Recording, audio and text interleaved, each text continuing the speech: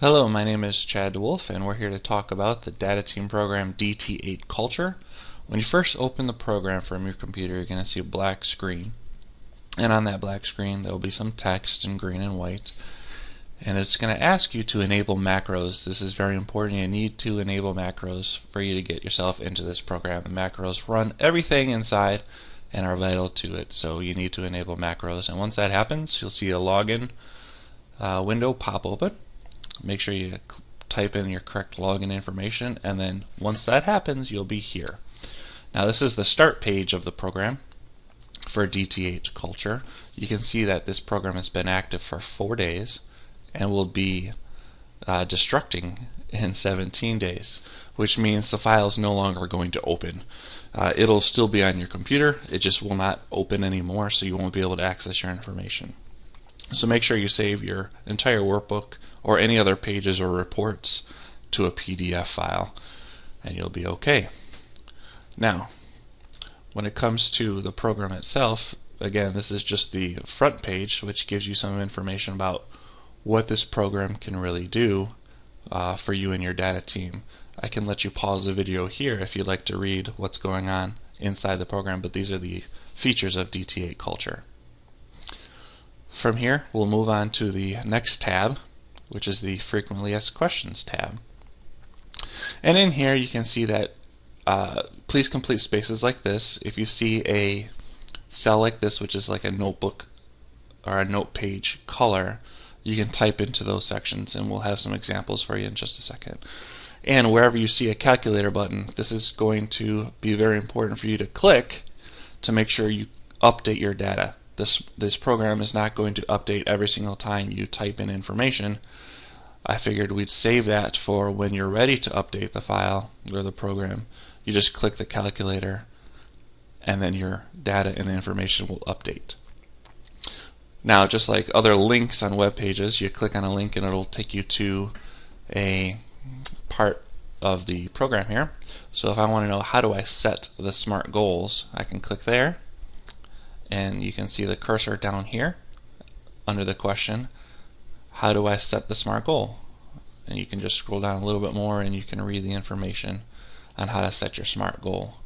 If you want to get back up quick to the top, click here and it'll take you right back. This is just a frequently asked questions page. You can also see this is a video tutorial here of the program I made before. Obviously you're watching the video that's actually going to be a part of this file itself. It's just not made yet. We're making it right now. And if you can't watch YouTube from wherever you are, hopefully you can copy and paste this URL that I'll put right here for you to watch this video later. Or just type in YouTube data team or DT8 Culture data teams and you'll be able to find it, I'm sure. The next tab is the Info tab. This is actually kind of important. You need to go here first when you're starting out with this program, maybe even before your first data team meeting. The information here is all again in the notepad color style. Anything in here you can type in. Now for the school name, there's a drop down box, and if you click it, you can choose the school that you're going to be in. From there, type in the school year, the subject, all this other information here. You can select your data team leader, but that's only after you've typed in your teacher names over here. It will populate right there. And then your personalized scoring sections. You can use exceed, meet, needs improvement, far to go, or the ones examples here. Whatever your district or school or your team wants to use. And then you can set, this is a new feature, you can set your scoring.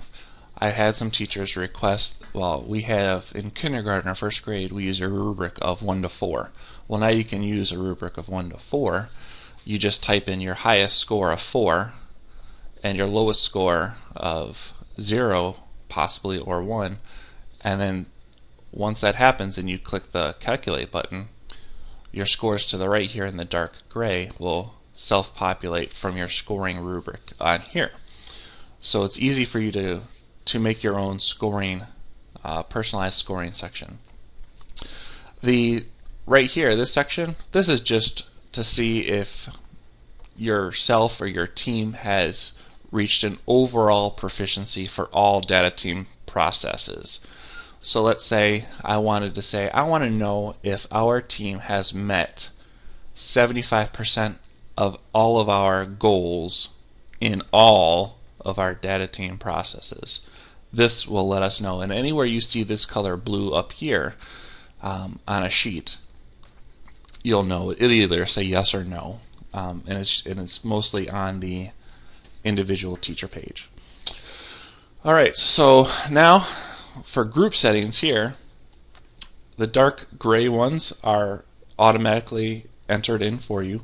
And then you also have 6 through 16 that you can delete or add your own groups or classes, class periods.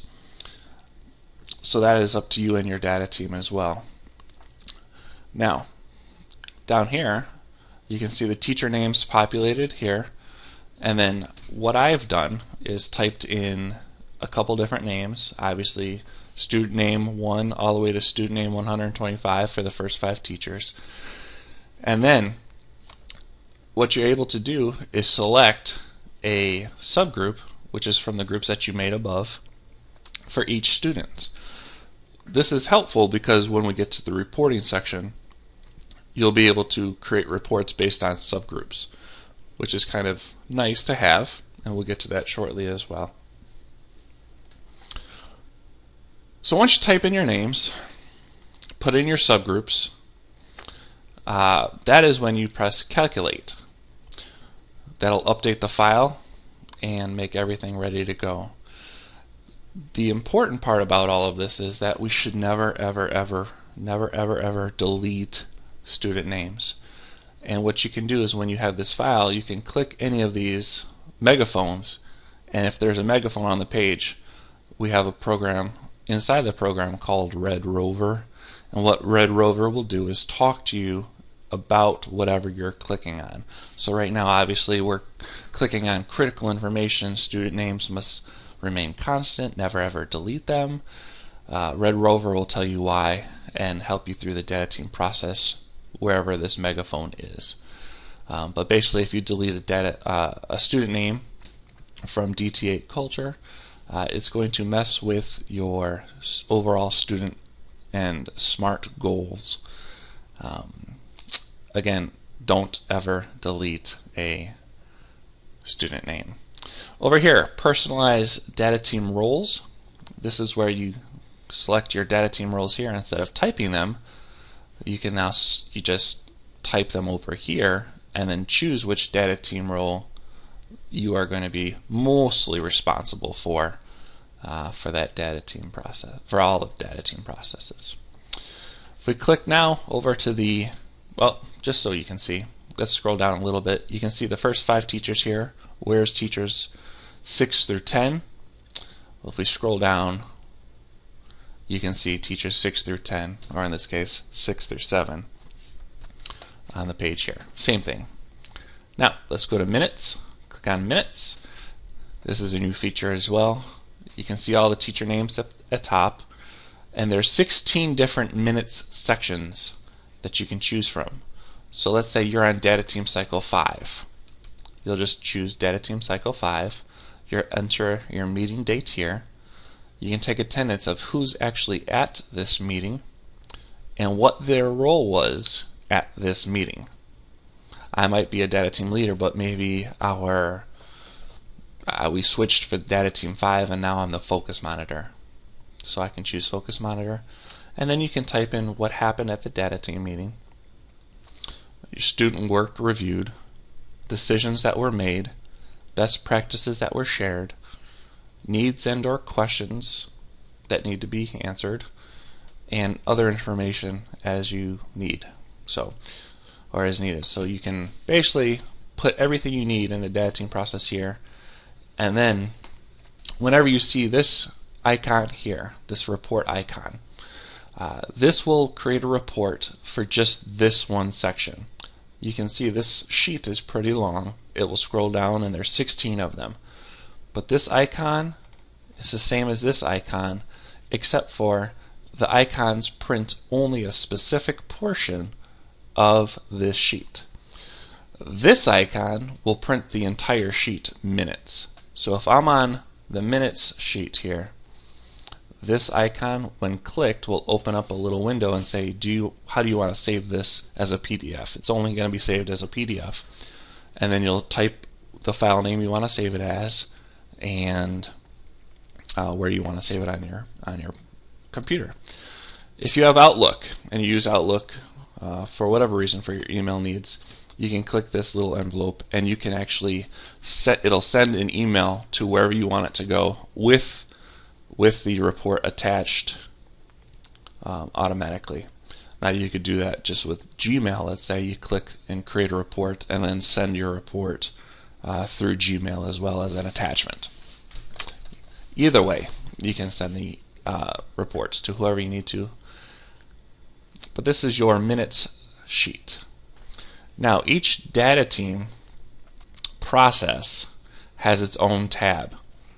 Obviously this is the first data team process, the second, the third, all the way to the 8th data team process. What we're going to do today is just look at one, because they're all the same data team sheets, but what is different is each data team has its own number. So this first one is data team number 1. There we go. Now, the beginning of the data team process. All of this information obviously is not, you're not typing this in because you don't know that. The whole purpose of this program is to do the math for you, to do all the calculations for you. So, for the first data team process, before you do anything, you need to go to your teacher number, and it's all color coded. And this is my teacher page, let's say, for Chad DeWolf. So all my information is here. All my goal information is right here. And again, I can't type in anything here. But what I can type in is my student information for each data team process. So for data team 1, I can type in my pre and post scores. For data team 2, you can type in your data team scores as well. And as soon as you type in a number, it's going to give you a color code for that score. As you can see, for data team 1, for pre and post, each score has its own unique color. Those colors are aligned to your 4 personalized scoring sections. Again, dark green is the very best, exemplary. Then we have the second green, the light green is proficient. This next section on this page is the top 2 sections. And then you have your close section and then your not yet section, along with your personalized scoring sections represented above. So each data team process, you're going to come to your teacher page, and then from your data team page, you're going to come down here. You'll see your student names and their subgroups, and then you're going to type in their scores.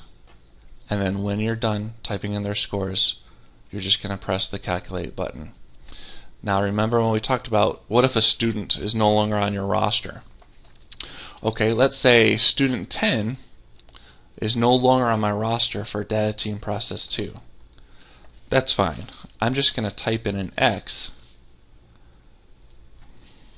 because that student is no longer in my class. Let's say I'm in data teams process 3. Same thing. That student is no longer in my class.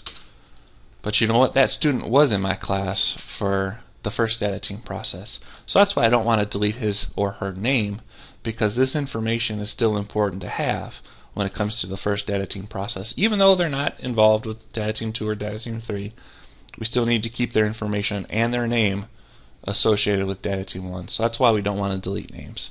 And this is an easy way for the computer to know, hey, student name number 10 is no longer even on my roster, so please don't account for that person in any of the calculations. And Red Rover will make sure that that doesn't happen. Red Rover does all the calculations for us. But that's it. You type in all the scores, the colors auto-populate to the 4 different categories of your personalized scoring, and then when you're done, click calculate. At the bottom of this page, and there's room for 200 students, you can see your pre-test and your post-test score information, which is printable as well. Obviously, for data team 1, I had 6 exemplary, I had 2 proficient, and those 6 were roughly about a little less than 30% of the overall percentage of my students. So each teacher for each data team process is going to go to their teacher number page, and it's also by color. You'll see their names over here, and all they need to do is type in their information and the students' scores below. That's it. Calculate, and then we're back to data team process 1. That information populates here. You can see all the information here. Type in the date given for the pre-assessment. You can select your data team leader for this data team process. Maybe it's teacher 6 this time. Members present, everyone here, plus a visit by Amanda Sailors. You have your standard and element section here that you need to type in, and your main concept here. Again, you can create a report of just this pre-assessment section at the very beginning, or a report of all data team 1. Let's scroll down, because all of this data team process is inside this one sheet, data team 1. We're just going to be scrolling down. This next section here is going to allow us to determine what students are in the, let's say, not yet section, which means they just don't have the information. And we click calculate, and this is what happens. When I click calculate, Red Rover will say, hey, don't worry, I'm going to do some math for you. I'll be right back. Click OK. And you might have heard Red Rover in the background, but if you still don't know what's going on, just look at the bottom left here. Red Rover, I am sending your data right over. What we have to do right now is be patient, wait. Red Rover is doing his or her work, depending on what computer you have. And when Red Rover is done, you'll get a message on your screen that says, hey, I'm finished, your calculations are done. Then you'll click OK, and you'll be able to see the information load up on the screen here. This is for every data team process. This section, this category section, is possible for the pre-test and the post-test for each data team process. And now you can see the message from Red Rover. I have completed all calculations. Good day. Click there, and you'll have access to all the information you need when it comes to the not yet category for data team process 1 pre-assessment. So you can see that teacher 2 has 6 students, as do they all, but you can see their names, and then click a report and print it, and you'll be able to use this information to better meet the needs of these students as a team. It's just a nice little feature to have. Also, if you want to learn more information, click on Red Rover and he'll talk to you about this process here. Let's keep scrolling down. You can see the arrows telling you, hey, let's keep going down. So let's do that. And there's room for all of the students in this process here. You'll see a little quote. They'll be different on each data team process. And then you get to the Analyze Data section. Not all of these sections are necessary to fill out, but if you do see any strengths from your pre-assessment for your students, type them here. Probably you're going to see more obstacles, challenges, or misconceptions, so type those here as well. Again, you don't need to fill them all out, but you will have, hopefully, at least one strength, and you probably will have a couple obstacles or challenges to type in that your team can address. Know from that, we know our students, we know which ones need help, maybe more than others. We also know which ones already know the information by showing the score of exemplary. So now in the SMART goal section for data team 1, this information here is all populated for you. You don't need to do a thing. But let's talk about this real quick. This gray section is the number of students already predicted to be proficient on the post-assessment. What this is doing is saying, if these students if students scored in the top 2 categories of your personalized scoring section, we're figuring, even with more teaching and knowledge, that they're going to be able to become proficient again. If they became proficient and you think, how in the world is that possible? Your pre-assessment probably wasn't too rigorous enough. So there's probably some gaps in your data there as well. Now on the next section here, of the students who are not proficient on the pre-assessment, below are your projected totals for each overall proficiency on the post-assessment, and then total predicted to become proficient. So this is saying I have 10 here, 17 here for teacher name 2, with a goal of 77.27%. My overall team goal is, well, first of all, our pre-assessment percentage rate of people or students that were proficient states that 31.82% of all of our data team students were proficient on the pre-assessment.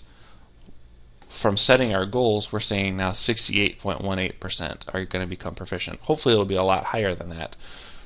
And where we set our goals is, if we keep scrolling down, we have a little bit more directions here. And a teacher last year suggested, wouldn't it be nice if we were able to see our scores next to the student names when we were setting our individual SMART goals? I said, yeah, that probably would be a good idea. So I was able to pull in our student pre-assessment scores next to the student names. And basically all you have to do is say, if student 1, you think student 1 is going to become proficient, just type in X. And you keep scrolling down. I think student 23 is going to do the same thing, become proficient, score in the top 2 categories of our personalized scoring section. And I think student name 58 for teacher 3 is going to as well. Each teacher is going to set their own goals. They're going to go through, just type in X. You can come back up here, you can click on the calculate button, and this information will automatically update. Your new teacher goal will be set, and your overall team goal will be set for you as well. Just click the calculate button and you're off. The numbers in white are there to let you know that you have about 5 students that are not able to become proficient in your mind by the end of this data team process. Right now I only have 3 right now, but if I were to click the calculate button and let the program run, it would change to 3 here from 5. We're going to scroll down. Again, this whole data team process is in one sheet. You see room for your other teachers below. And then, on the first data team page, this is the only place where you can type this in. Utilize your own instructional and differentiation strategies. We have here, for the Madison County School District, some power teaching strategies, and they're in the dark gray here. Along with, if you have it as a team, another strategy you would like to type, you can just type it in here. And when that happens, you'll be able to, on all data team processes, select from your drop-down list here a list of the data team instructional and differentiation strategies. There's about 9 that were listed for you, and then Madison County School District has those there. And then when you click calculate, your type it in here strategy would show up right there. So you'll have all of these strategies to use in each data team process. So let's say in your instructional planning section, if you need more information about how this works, just click the megaphone. Red Rover will talk to you. But your instructional and differentiation strategies are here. You can type them all in, and it's important that you fill out, if anything at all, this section, the instructional and differentiation strategies, and the assessment strategies. These 3 sections and these 3 sections are vital to this program. They're pulled into many different sections, specifically for reports as well. You need to fill out this information for your learning environment, materials and manipulatives, your time duration, and then your result indicators. You can type in here as well. How are you going to know your students are on the right path? Also, in case you're looking for specific strategies, here's some direct instruction, students with disabilities, and some overall effective strategies for, instruction and differentiation. These are just suggestions, use as needed. Now, once that's happened, we've set our goal, we've set our instructional plan. Now, you as a teacher and as a data team will go and teach with your students for however long you guys have decided. Now, when you're done and you have given your post-assessment, you'll obviously go back to your teacher page. You'll enter in your post-assessment scores for Data Team 1 for each teacher, and then you'll be back here for the Data Team Process post-assessment. You'll type in your score, your date given of the post-assessment, the members present. You'll be able to type that in here as well. And this section will look just like the pre-assessment, but it's the post-assessment. Your information for all teachers will be pulled here. You'll see all the information you need. Post-test proficient. So your SMART goals. Was the goal met? In this case, in this sample data, none of them were met. And again, your post-test categories report. You can do the same thing like we just did in the pre-assessment, but now for the post-assessment. Let's keep scrolling down through our Data Team Process 1. And in here, we get to the remediation plan for students once this Data Team process has concluded. You'll have your initial plan. What are you going to do? And it's crazy that this part was never part of the original file I had, but it is now. So we can figure out, what are we going to do? What are we going to do? And as a data team, you're going to figure out your initial plan to meet the needs once your post-assessment scores come back and you still have a couple students that still need more support. What are you going to do? Then, what type of assessment do you plan on giving those students to see if they have become proficient or not? And then still, if they are still not proficient in this data team process, standard and elements and main concept, what now? What are you going to do? And that's where your data team will figure out those next steps. And once you have finished your remediation plan, you'll see some nice information here with pretty colors for Data Team 1's pre-assessment, by teacher, by your team in the middle with the blue and green, for the pre and post assessments. Again, you can click a report here and then save this report. And then underneath this, you'll also have your teacher SMART goals in graph form per teacher. And the student pre and post test score averages. What was their average score? Not proficient. What was their average score for all of each teacher's students? And then the last part of this data team process is the interpret results page. Part of the sheet. You'll fill in these sections here, and then this information here is pulled for you from the beginning where you set your instructional plan, your different strategies for each section. And then just below you'll have your information per teacher over here as well. This information here in a section to type any additional comments you may have for this data team process. Again, this creates a report for that section. This creates a report for the whole page or this whole sheet, Data Team 1, and Red Rover can give you some more information here as well. That's the end of this Data Team 1 process. So let's go over here at the end of our teacher number 10. The first red tab is called the SPR, which is the Student Progress Report. Now within the Student Progress Report, you can see that you can select a student's name here, and this will pull up a list of all student names. So let's go from student 1 to student 10, and let's see student 10's information show up on our screen here. And there's student 10's name along with their subgroup. For the pre-test and post-test for data team 1, you have the scores on the left and the graph on the right. In the middle here, you have your personalized scoring section at the top, and you can add in some teacher comments here. You can type them in there, you can print them out and write in the box as well. You can also compare the scores for each student here by looking at the score. Oh, this student got a 65 on the first pretest. Well, the pretest average for the class was a 51.8. So this student did a little bit better than the average of your data team 1 process.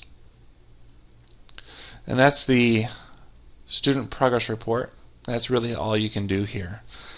Now, the real power comes in the data team student reports, which is the DTSR. When you click the DTSR, this report section will populate all the information from your data team process for each teacher, each student, each group, each data team processes pre and post test scores as well. So let's say I only wanted to see scores from a certain teacher. I would click that little triangle there and select which teacher I wanted to look at. I don't want to select all the teachers, I want just teacher 2. So I'll click on the box for teacher 2, click OK, and teacher 2 scores for their students populates here. Now let's say for teacher 2 I want to see all my students, but only in the subgroup of ELL. I want to see my English language learners. How did they do in all of my data team processes? And you can see I only have 5 students that are in the subgroup ELL, and that's their information here. Now, the cool thing about this is I want to now know their growth. I want to know my students' growth from data team 1 pre-test to the data team 2 or data team 1 post-test. So when I do that, I'll click here, I'll click here, and then nothing's going to happen until you click calculate, which I will do right now. You'll see the same information every single time you click the calculator. That's just to remind you it might take a couple seconds for Red Rover to calculate your data. And as you can see, you got your message from Red Rover, and the overall student growth, well, I guess not overall, but the student growth for student name 30 is 100%. 40 to 80, well, that's 100% growth. 45 to 75 is 67% growth, and unfortunately for students 40 and 41, they've dropped in their growth somehow. And maybe this you look at and say, wow, what happened here, and talk to them individually and see what's going on. But this is a nice way for you to see and have the overall growth for each student for whichever data team pre or post assessment you want to know. Now, the overall team growth, all students combined, not just ELL, but all students combined, is 30.16%. Also, you can see all of the students for each teacher is at 30% as well. And that's just with the numbers I put into this information. Also, Red Rover gives you a nice note down here that 5 of 2,000 records were found. There's 2,000 spaces for student names. Of those 2,000 spaces, there's 5 students here in our filter. So everything you need is here. Your possibilities are endless when it comes to the type of report you want. Let's say from the ELL and here I wanted to not show this, I only wanted to show non-passing scores. So I can choose those and no blanks. So who had a 40 and 45? Well, then it breaks it down even further. So that you really can do anything you want to do here when you're trying to manipulate your data to determine what's really going on with your students and your overall data team. And that's the DTSR reports. The next sheet is called All DT. This pulls in all of your information from each data team process. And when you click it, you'll see a screen like this. This is the first data team report. It has all the information at the top that you need for your data team process. It has your instructional and differentiation strategies, your assessment strategies as well, and then the information below here for your data team 1 process for each teacher name, their score information there on the left, and then your goals. Everything is over here, along with the graph representation for your entire data team process. And this, if you keep scrolling down, you'll see the information for all of your data team processes. I only have information for data team 1, but you can see that it populates for all 8 data team processes. Again, you can click and create a report by clicking this icon here, or you can create a report for all 8 data team processes. I would only do that when you have finished your entire data team process for the year. Just click this report and it prints the whole sheet, all DT, into one file.